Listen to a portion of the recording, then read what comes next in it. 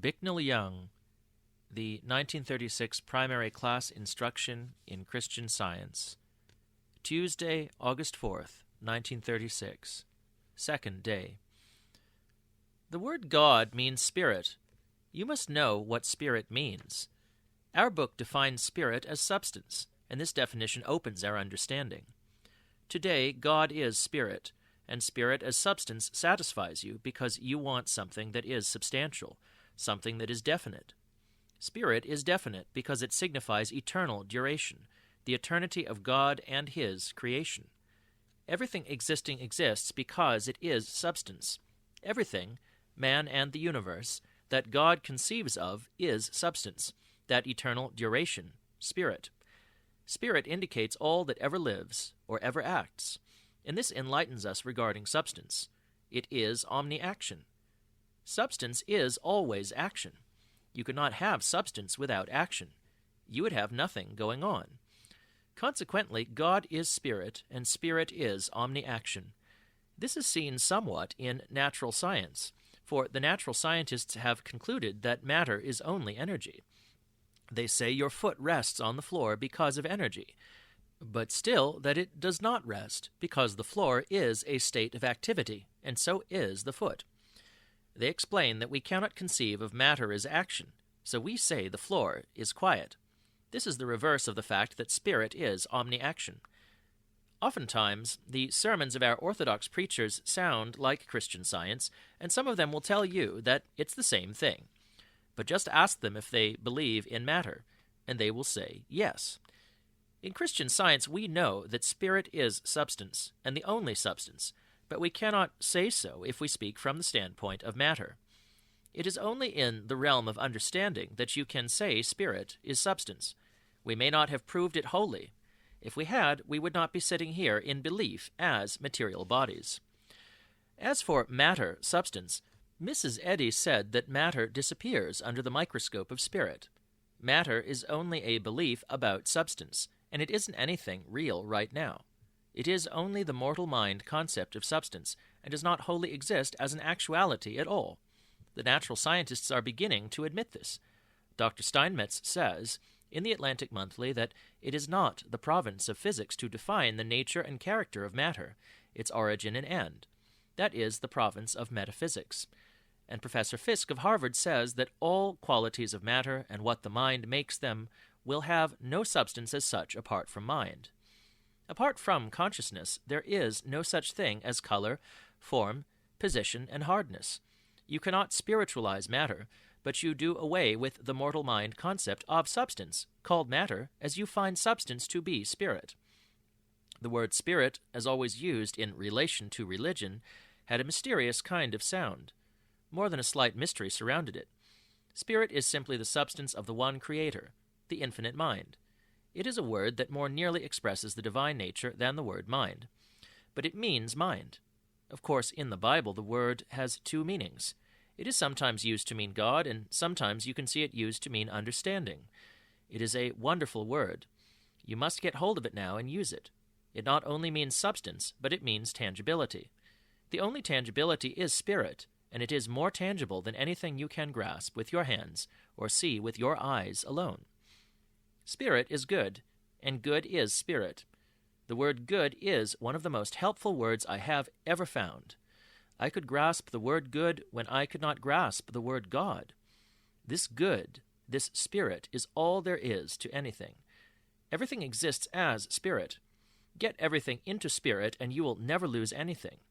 The one self-evident cause is spirit, and everything it knows, everything it manifests, everything it is being, is spirit, for spirit is all. Creation is substantive. Getting substance is a matter of reflection, of thinking, of understanding. You do not deny the existence of anything in the universe. Get this, you do not deny the existence of anything in the universe. Everything exists as spirit. Is hand spiritual? If hand exists, it exists as spirit, and could not be harmed or injured or affected or afflicted. There could not be anything in the way of impairment to the hand. Now, in making such statements, you would not be denying the existence of anything in the universe, but affirming the existence of all that is legitimate and true. You may not know the name of the divine idea, but the divine exists, and this restores by the power of God whatever has been lost and makes it available to us in our present state. All that is good and eternal. No man understands the Spirit of God save the Spirit of God, which is man. That means that divine understanding reveals God, Spirit. Virtually, soul and spirit are synonymous, yet each has a certain value, setting forth the permanency of being is spirit. Soul is equally valuable. Neither spirit nor soul can reside in anything. We must get rid of the old superstitious belief that soul is in a material body. How could they get that notion? The belief is that thinking is in the body, and that we cannot control this thinking, even when we know it is not in the body. Sometimes it is hard to control our thinking because of this prevalent belief. Why, this very morning, the words of an old song kept running through my thought when I wished to think about something else. I had to clear them out just as though I were working on a case. At lectures, I have been introduced by lots of Christian scientists who talk about the soul in the body, just as though Christian Science were the same old grind of old theology. I believe in the last 20 years of lecturing, I have been introduced by 40 scientists who had not the slightest idea of the meaning of the word soul. 40! I would almost say 400. Since our textbook announces clearly that there is only one soul, there should be no doubt about that. One soul. No soul in any human being or in any animal. Don't be afraid to see that. And I say to you, everybody should get rid of this old notion that you have a soul in your body that might escape. There is nothing of the kind going on. There is just one soul, God. That is the only soul anybody has. Spirit is the substantial, enduring, ever-present, ever-well, ever-active, ever-harmonious substance of all creation, the substance of you, all the substance you have got. Soul indicates something else. As it is used humanly, the word soul has a kind of meaning a little higher than the word spirit. Everything that is beautiful is said to be produced by soul. It is, if you like, that particular ability of infinity to express itself in infinite beauty throughout creation. Everything that is beautiful that we know anything about has its origin in soul, divine mind. That is the reason that in order to express beauty, a person must be something besides an intellectual. There are thousands of people who cannot express anything in the nature of beauty because they have no soul. Oh, well, they have a soul, of course, but they have not awakened to soul. Some people express it with great spontaneity in one way and lack it in all other ways. Some can sing. Some can paint. Expressed in one direction, we call it artistic nature. But it should not be one-sided. Understanding soul better, we do not lose anything that is legitimate or proper in the way of expression, but become more and more effective and far more helpful to the world. At one time, I was a professional singer and was soloist at First Church in Chicago when services were being held in the old auditorium theater. I found that selecting my songs and rendering them so as to please all was a disturbing and impossible task. Then one day, as I was entering the theater, it came to me that if there was anything true about singing, then everyone was singing. This straightened everything out because we were all singing together. That is the nature of soul. Beauty cannot be affected by any belief because it has its beginning in God. It is all the time, forever one, with its own infinitude and perfection. It cannot be afflicted or impaired in any way because there is no other power or presence. There is no conceivable way in which it could be injured because there is nothing to conceive of injury. Beauty, in all its glorious perfection, is conceived by God alone as the conception of God. Beauty, regardless of any material seeking, is spiritual. Like truth, it is eternal. So don't criticize anyone for trying to be beautiful. We'll all be beautiful in heaven, you may be sure. The way of science is the way of correct education, and it does away with that old belief that there is a soul in the body which must escape. It shows that God is soul, and infinity cannot get into anything.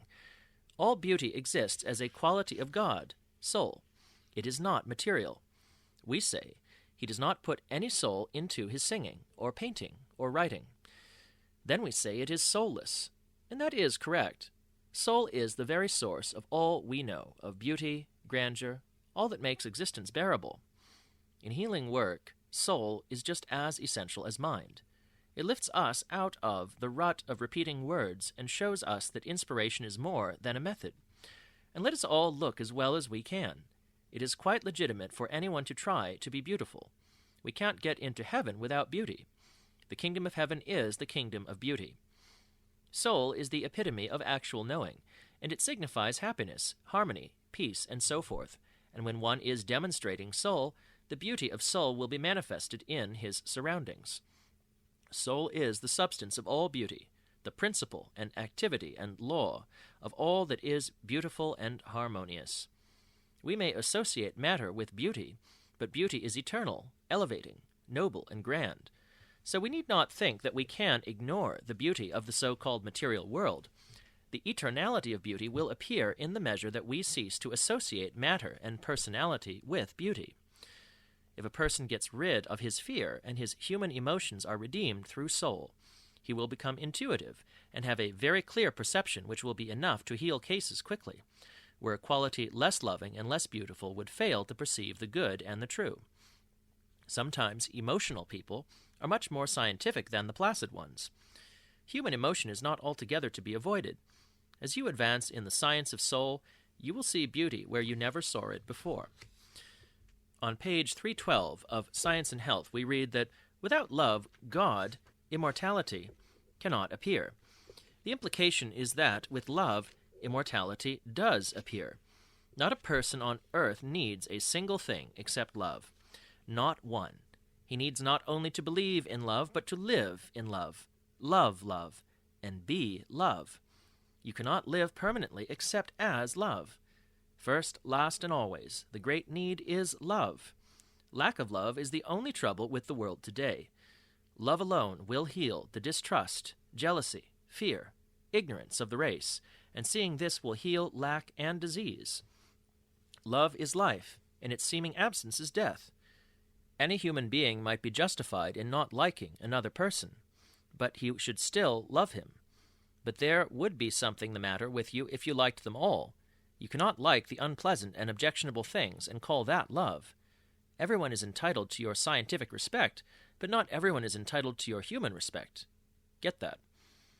You can love the real man, but if the human being seems to express nothing but evil, you cannot love him. You cannot say he is the Son of God. The unredeemed consciousness is not the Son of God. The real man is the Son of God, and everything else is error. There is a very great difference in people, and science enables you to discern differences in character. It requires you to discern them. Jesus was never more loving than when he scourged the moneymakers from the temple. But to the culprits it didn't seem like love. Love will do things to that which is untrue and wicked that the untrue and wicked can feel. There is nothing in the universe in the way of evil that can stand before the demonstration of love. Human love may be full of fear and doubt. However, it is not to be destroyed, but redeemed. We do not lose human affection in Christian Science. We lift it up. Don't stifle human affection. Just let it be more and more like God. Elevate your thought of man and love more. Love is so powerful that when the individual demonstrates it, it will do something to everything he meets. If it arouses hate, he can say he is sorry, but that has nothing to do with him. Every difficulty that we encounter will fade out in the presence of love. But that presence must be our presence also. It must be our consciousness. Divine love is the one power in the universe which will do everything. Heal the sick, save the sinner, cast out devils, help those who are in despair, comfort those who mourn, raise the dead, prevent dying, and establish immortality, a new heaven and a new earth. Love more, and all the time more and more. Not mere sentimentality, but love. Love which is ever kind, not only to man and woman, but to all creatures. Love wherein nobody is condemned, but reformed. Love wherein nobody for a single moment is shut out of heaven, but always put there and kept there. You may have different opinions and discuss your different views, but never permit yourselves to part in anger. Do not go away and say, "He has been handled by mortal mind." He might not be. But if he were, what would heal him? Would hatred and resentment do it? And yet it would appear sometimes that Christian Scientists have the belief that hatred, anger, and resentment can do something, and they denounce not error, but people. We must stop hating and fearing in order to know what God is. Think the way God would think about everybody. Christian Science does not exempt us from having good manners and of being considerate of others' feelings. Be very careful what you say about others, and still more careful what you think. Never entertain any thought that would hurt another if it had the power to do so. When love is understood and demonstrated, we need not have any fears about the welfare of mankind. Love does not fear malpractice. Perfect love casteth out fear. Often the thing that hinders our endeavor to help those whom we love is human will manifested in a sense of ownership. There is a scientific distinction between possession and ownership. We possess divine ideas through understanding, and everyone else may understand and possess them in the same way, whereas ownership implies exclusive possession. Back of the desire to own is the desire to control. It threatens almost everything we do unless we recognize and dispose of it. Nobody would question calling God love, and yet it is something that is generally misunderstood. You can see that anything other than love, anything that is in the least contrary to love, is contrary to existence, contrary to continuity, to immortality, to entity, to deity, to self-existence. Anything that is unlike love is seen immediately to be unlike immortality. Mind, principle, soul, life, truth culminate in the word love. It is the very acme of all things, and it is the glory of absolute science. When Christian Scientists demonstrate love universally, the millennium will have arrived, and it is not necessary that mankind generally should do it. Get that. It is only necessary that the Christian Scientists should do it. That would be enough. This implies that they have not done it yet, doesn't it? They have not. But that does not change love. Love is greater, far greater than kindly interest, gentleness, affection, and all the things that indicate it. There are no qualities that the human mind could conceive of, however many, which could express the infinity of love. The father-mother mind is beyond all human conception. Love, the father-mother, is our life. For that reason, we never began anywhere, and we can never end anywhere. If love is our being, we can never be ill. We will always express the infinite from all eternity to all eternity. Love, ever active in our behalf, is God, the only God, our present God, our tender father-mother. As we comprehend more fully the characteristics and nature of love, as our thought ascends, we begin to realize something of what our books mean when they say that the divine mind is able to do all things, and does do them, and does them well. As thought becomes more spontaneous, we begin to understand the value of love in Christian Science to the whole human race, and why it must be, and we begin to recognize our duty to all mankind. Love is self-existent, eternal Father-Mother God, not a person who loves, but love itself. The word God does not mean anything at all in the way of a person. If there is the least notion of a person associated with that word, get rid of it by using the words love, spirit, life, mind to indicate what you mean. All these words mean something slightly different, yet all converge toward the one word God. Infinite love is always present, always active, always effective. Love, divine mind, does not require a process to arrive at a result. The result is one with the intention. Let us remember that the self-existent cause, love, the one creator, exists and operates throughout the whole of creation by law and as mind. The manifestation of mind is wholly mental, but it is also tangible, substantive. It is important that we become surer each day of actual substance, spirit. Nothing real is ever destroyed. All is spiritual, and there is not a single material object in the universe. Self-existent substance, spirit, is incapable of discord and decay. Healing is a proof of substance because the counterfact to discord is harmony, and harmony is an essential quality of substance. Thus, love is a proof of substance, and as you grow in understanding, you grow in substance. What you gain can never be destroyed. Thought is perfect substance, indestructible, and is the entity or actual life of man. Thoughts which reveal God, even, cannot be dissipated or changed. When you reach the point in your understanding where divine substance becomes real and tangible to you, your human body will become subject to your understanding of substance, and you really will have dominion. You and I have the same substance, the same mind, the same spirit, and no one robs another of his substance. No one misses his substance because another has it. Both are satisfied. Both are complete. You have all things by reflection. If a person really knows this, it will take all the conceit out of him. Substance is God, power, presence. It is immutable, indestructible, unchanging, perfect. Mind is substance is a very helpful thing to know and to realize all the time. Divine action, the only action, is omni-action, because it is never beginning nor ending. Question by a student.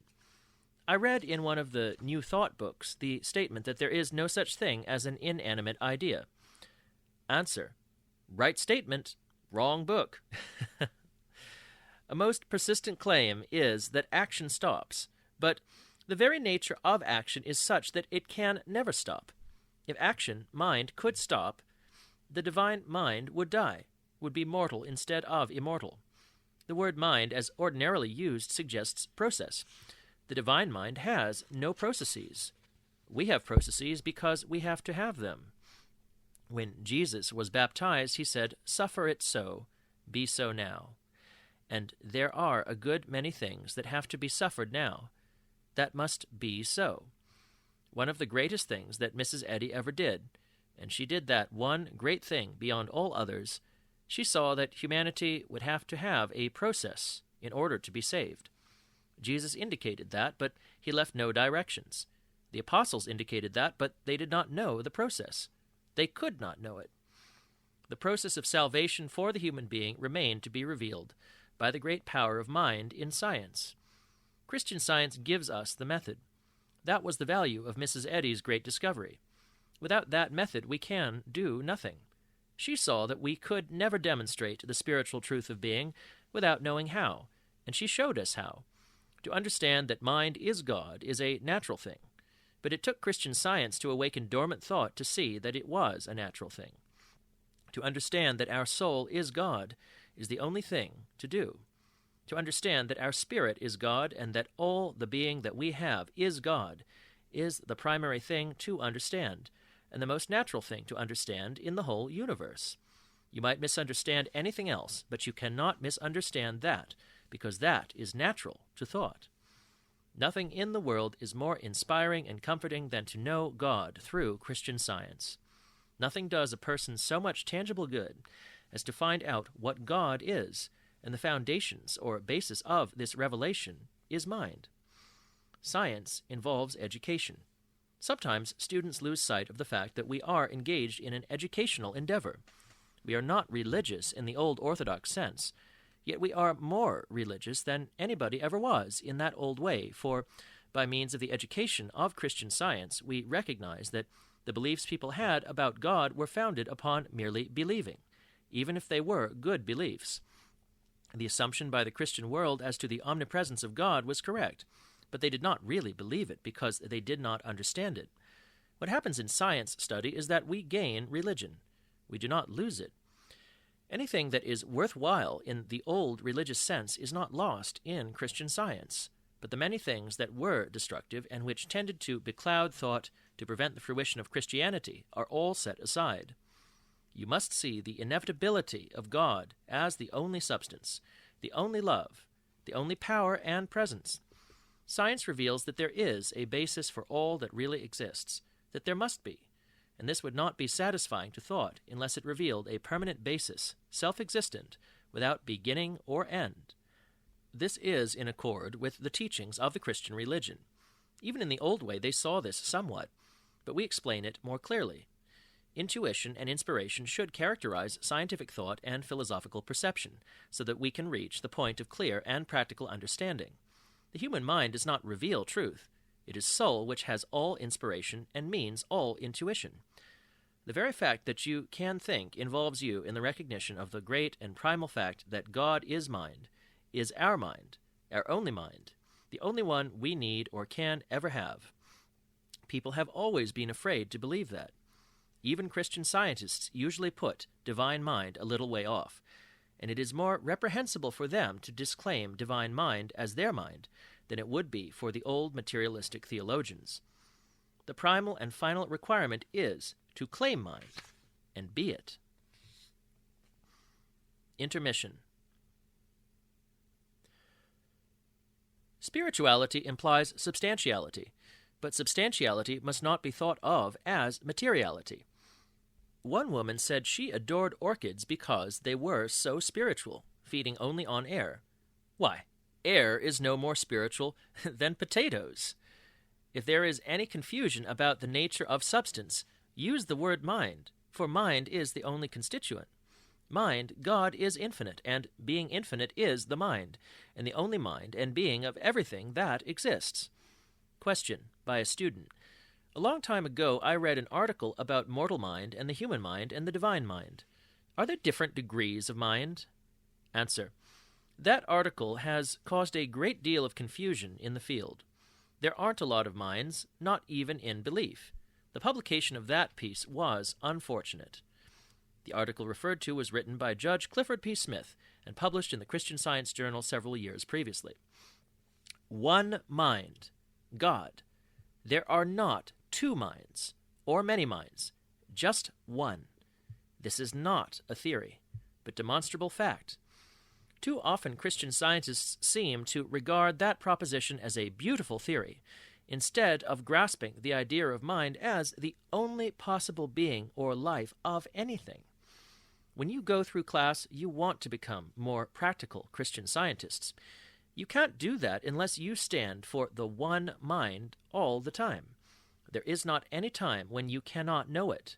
And to the extent you know, be it. It isn't enough to know about something. It isn't enough to know about arithmetic. Still, if you don't know it, it is all the time right. Even when you feel you don't know it, affirm that you do. That is the way. This science demands something of Christian scientists, something more than just kindness. Kindness is all right, if founded on principle, but it is the weakest thing on earth when it is not founded on principle. Principle is good, and good is always right. But goodness is not safe because it assumes a belief in evil.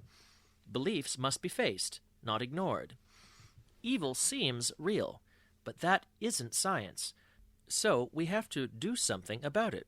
Of all the words we use in science to help us think in a definite way, the best one is principle. Principle enables us to have a science by which we can show dominion through untoward circumstances. The word mind is more educational, but even it becomes more useful when we understand principle, which is without shadow of turning. Everything depends upon understanding principle. There is no word in Christian Science that is more important to us in our study and work. Principle is defined in the dictionary as the basis, or foundation, and we use it to define God and to define the invariableness of infinite cause. It's the biggest word there is, bigger in its meaning than mind, because it includes mind and defines that which is basic to life. Until we know principle, our existence is an enigma, something unaccountable, so that nobody would know how he came or where he is going.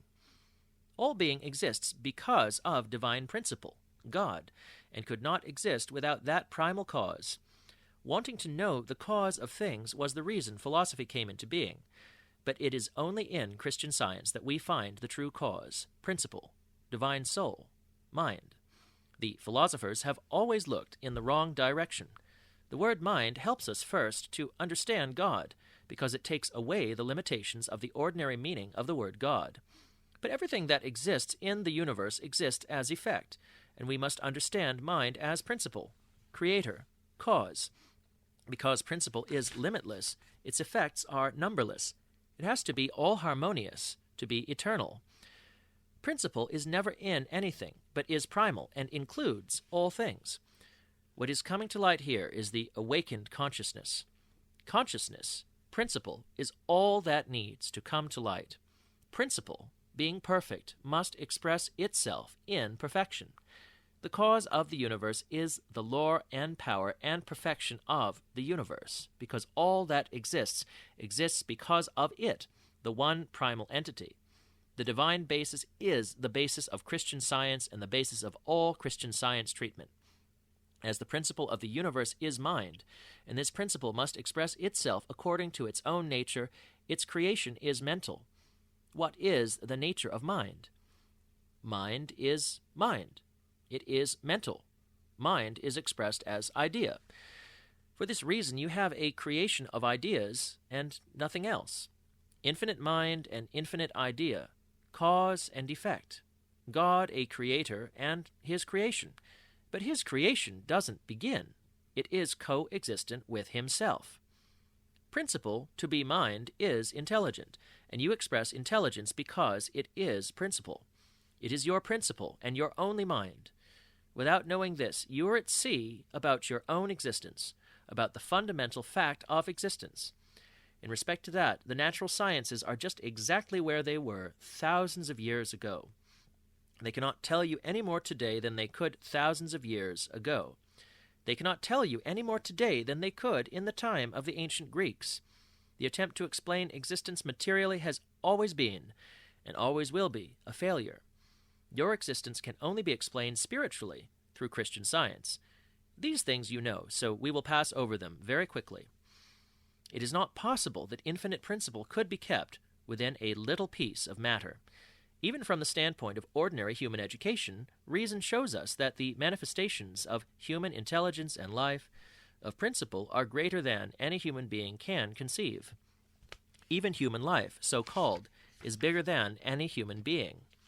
Reasoning things out that way, one begins to perceive that, from the standpoint of even human experience and observation, principle, life, truth, is not something that can be inside of anything like the human body. The Bible has always said that, but people could not see it.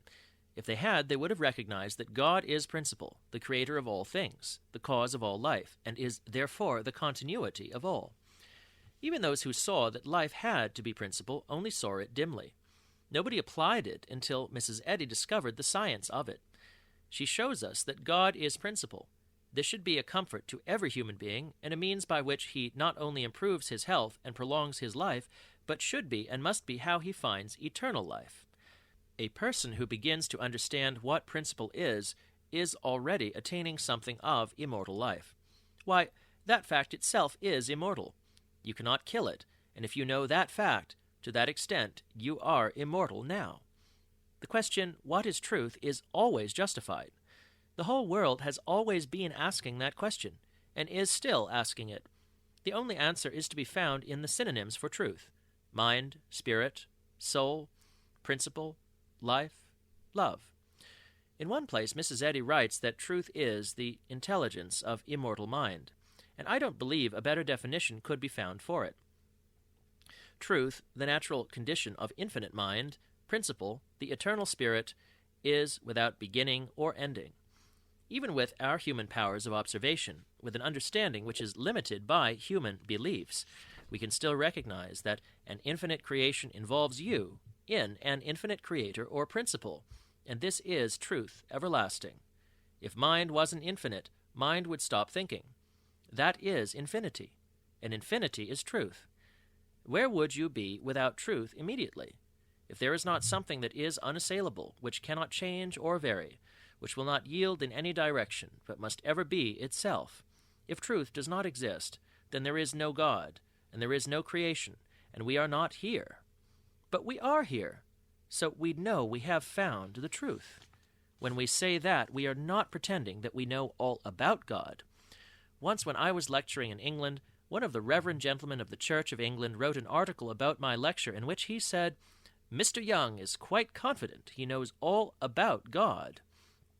Nobody else got that impression, so he must have got that impression from the fact that he knew so little about God that anyone who claimed to know anything about God appeared to him to think he knew it all. But we do know truth. Not all of truth at once, to be sure, but more and more all the time. We know truth. As a matter of fact, we do know a great deal about God. We don't imagine God, and we don't think we can imagine God. Truth. People may be trying in some way to encompass God, but we are not engaged in any such process. We are simply trying to understand. But our understanding, modest though it is so much greater than anything the gentleman of Bradford ever accomplished by means of his effort, it seems presumptuous on our part to him. It is because of Mrs. Eddy's revelation of truth that we know a lot about God. Had she not seen it first, perhaps none of us should ever have seen it. There must be a discoverer to reach out beyond the place where people are, to reach that which will help, but which is not yet understood practically. Mrs. Eddy did that very thing. As a matter of fact, every great person who ever did anything in the world that was great did that. When she looked beyond the orthodox theories and dogmas of her age and time, she began to perceive the meaning of the word God. Then she defined it as far as it was possible to define it in words. She indicated all that was necessary in terms which leave nothing to be desired for her followers. The word principle, for instance, means truth, for truth must be the foundation of all that is real. In her writings she uses the word truth very often with the capital T. Used in that sense, it always indicates God, or Christ. But she uses it also constantly without a capital. In that sense, it indicates a kind of an educational idea, something telling you about that which is. But when she uses the capital, it is not about God. It is God. These synonymous terms, principle, life, truth, indicate somewhat of that which is to take place with Christian Scientists everywhere, always. It does not mean only that they are gaining the right idea of God, but that they are gaining the very presence of God. Don't forget that, for it is the object of all our work here. We do not go through class merely to know about that which is true, but that we may know truth itself. In some measure every day, and in a larger measure every day, we must know truth itself, so that thought, being adjusted to the one divine intelligence of principle, truth, begins to express that divine intelligence, truth. Only then do we have a Christian Scientist. If you do not have truth for yourself, you are not a Christian Scientist. Truth is the divine nature of God, and you must keep this before you all the time. Truth takes the mystery out of God. Get the immanence of truth. For truth to be, truth must be omnipresent. It is omniscience. To the extent that anyone ever does anything which is right, he is manifesting truth. That which is right is not like truth. It is truth. You cannot change truth. Mrs. Eddy did not invent it. She discovered that God was truth. She discovered what truth was, what God was as the divine principle and the law of all being. The moment you begin to realize what is true, you have already attained something of spiritual sense. So let no man take thy crown, nor any woman either. What is truth? When one of my boys was going to school in Ann Arbor, one of his fellow students asked him something about Christian Science. He said, "Well, we know that God is good, and good is God." Why do you know that God is good? You must know why, or you do not know truth, and that God is truth. If God is the first great cause, then he must be good, to be eternal. Why is God the life of man? There is a reason. All are alive. If we are alive, there is life. There is the evidence. You can call attention to the fact that this has never been answered in material science, and that there is no satisfaction in the old theories. There is no great difficulty in establishing truth as truth. The whole history of material science shows that nobody has ever been able, from a material standpoint, to explain what you call life. They do not know why we are alive, but we are alive today.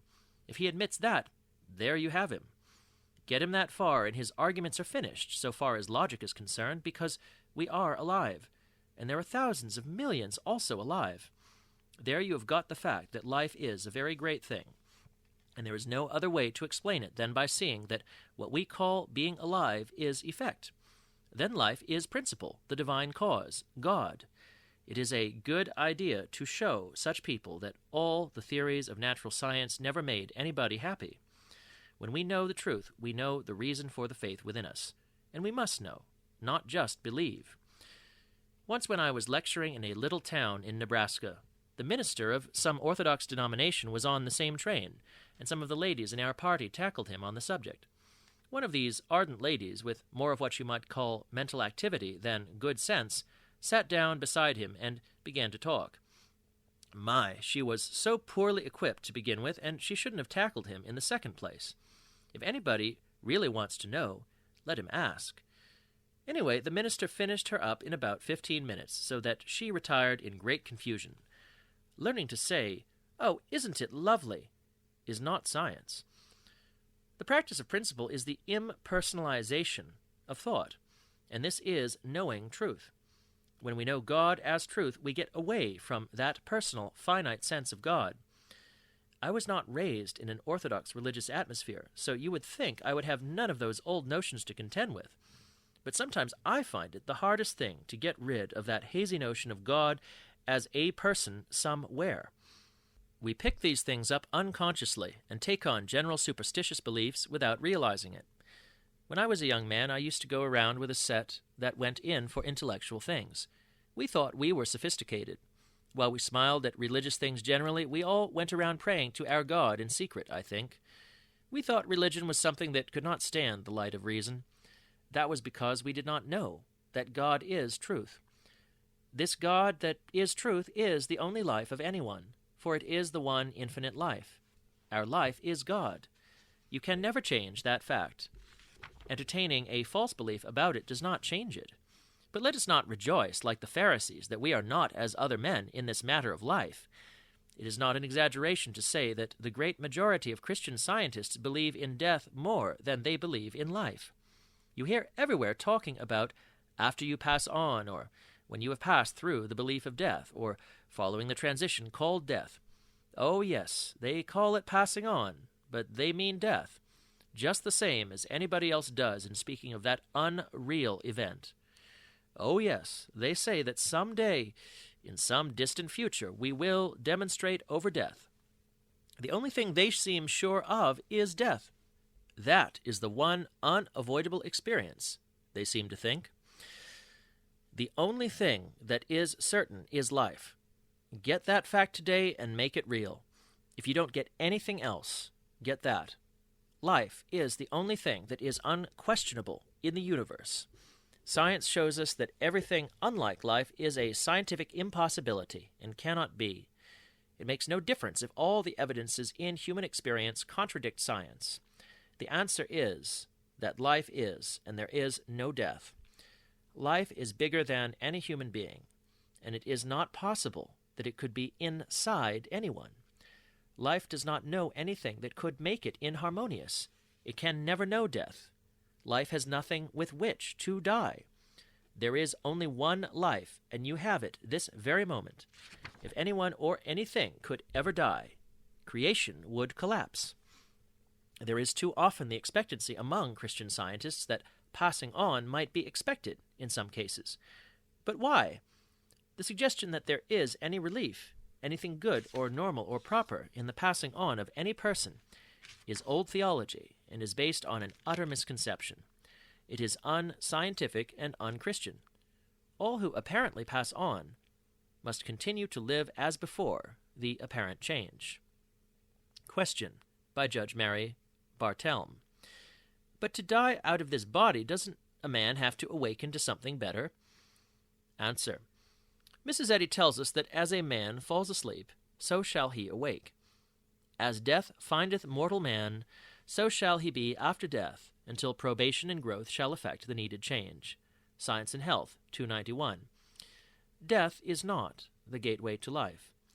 Interjection by student Bartelm. Oh, I could never accept that. Judge Bartelm had recently lost an adored brother. Question by one of the students. Granting those we say have passed on have not really died, what would keep them from being deeply distressed over the grief of those they knew have lost them in belief? Answer. I don't know. I haven't been there. All I know is what Mrs. Eddy has written in her books. But it stands to reason that if consciousness has undergone some process of redemption, and not knowing enough to die, it seems to me the individual would still possess things because it is a matter of consciousness. This thing we call passing on is just a veil, and it seems very thin sometimes. Life cannot possibly cease for anybody. Seeing that, we will make better demonstrations. Then we will stop talking about different planes of existence. We will never demonstrate over death if we talk about planes of existence. We can't go on believing that we are here and that there are others on a different plane. That will have to stop before we can have immortality. And we cannot overcome the belief of death until we overcome the belief of birth. There is no time, no future, only the everlasting now. It will always be now, forever, for there is no such thing as time. The word eternal will have no meaning for us if we believe it refers to the future. Being is not contingent upon time or place or circumstances, event or environment, upon coming or going, or living or dying in matter. There is no age, and age hasn't anything to do with death, ever. We are not in years nor of years. I have overheard people discussing my age many times, scientists, and I am always appalled. Even though some of them marvel at my youthful qualities, it is all malpractice just the same. Speculating on people's age is mental murder. Eternity is all there is, and life is inevitable. You can't escape it no matter what you do. Marveling at youth makes a reality of decrepitude, gives it power. Let what you know handle death. The understanding that is so alive that it could not possibly believe in anything contrary to its aliveness will handle death. The only thing there is about existence is life. It makes no difference and doesn't change the fact one bit that life happens to be called human and appears to be material and temporal. We need to know that the scientific fact is not changing, whether in its source, substance, or law, by any testimony which appears contrary to it. The demonstration of divine life, of course, requires that the human sense of things shall be subjugated or obliterated in order that the divine and spiritual sense may appear. The chief difficulty that we have in this is the universal conviction that everything of this kind takes time, and that it may be centuries before science can demonstrate how to avoid death or to raise the dead. As a matter of fact, it doesn't take any time at all to arrive at the demonstration of life. Regardless of what mortal mind thinks or says, the declaration that should accompany us every hour and largely form our conscious thought in human experience and control the unconscious operation of our faculties and functions is, there is no death. We live this minute because God is our life. The only thing that is wrong is the belief about life. Life does not begin and therefore does not end. Question. By a student. Does that mean that each man exists before he appears humanly? Answer. When the subject of pre-existence is brought up, sometimes there is the inclination to think it means previous existence in the flesh, whereas man doesn't live in the flesh even now. You will never understand the fact of man's pre-existence so long as you believe in time. Divine consciousness is from everlasting to everlasting, but that is now. Father, glorify thou me with thine own self, with the glory which I had before ever the world was. One moment of divine consciousness will wipe out centuries of false belief. No one was ever conscious of being born, and no one will ever be conscious of death. Birth, physical conception, is only the belief that life has a beginning. Jesus repudiated the material sense of birth when he said, "Before Abraham was, I am." What he knew preceded Abraham. Resurrection is the individual demonstration of spiritual dominion over the material sense of existence, wherein the Christ nature of man is supreme over the fleshly dream of the carnal mind. When the body of flesh is lost in spirit or spiritual consciousness, resurrection is complete. But until we have reduced the beliefs of sense to their elementary nothingness, the material conception will be manifested as material embodiment, entombed in the sepulchre of human limitations and false beliefs, buried above ground in material sense. The last enemy is not death, but the belief in death. Death comes because material sense is dead to spiritual life, ignorant of life as spiritual. Death is not inevitable. Life is inevitable. Death did not change Jesus, the Bible says, and it will never change us. Our books make it plain that death does not immediately usher man into heaven, and Jesus demonstrated this. Man is the same after the belief of death as before. Interjection by Judge Bartelme. Oh, I can't accept that. Where were we? Oh, yes. Jesus demonstrated that death does not immediately usher man into heaven. Man is the same after the belief of death as before. Death is nothing and means nothing. No one ever dies. The belief of death is entirely on the part of those who say their beloved ones are gone. Man will be physical just so long as his thought is physical, and his resurrection is his awakening from that. The so-called physical body is not an entity, but the false sense of man. Why don't Christian scientists demonstrate more rapidly in overcoming death? Mrs. Eddy says it is because you must believe what you say. We can't hold on to the truth of anything just for a while and then say, I will hold on again. Science is continuous. Death is never demonstration. There is no demonstration in that which is untrue. A woman once said to me that her husband had gone on, that he had finished his work here. So he went. Went where? No one will ever be conscious of death, for death is nothing at all, and it would be impossible to be conscious of something that does not exist. We must still exist to the departed, unless they have accepted some false sense of separation. It is only our thought that they have been taken. The belief in death is all that separates us. When that is met, they will return again unto our consciousness. All who apparently pass on must continue to live as before the apparent change. Those who have passed on will again appear to us when we have the spiritual understanding of life. That is what happened to Lazarus, and it will happen to us.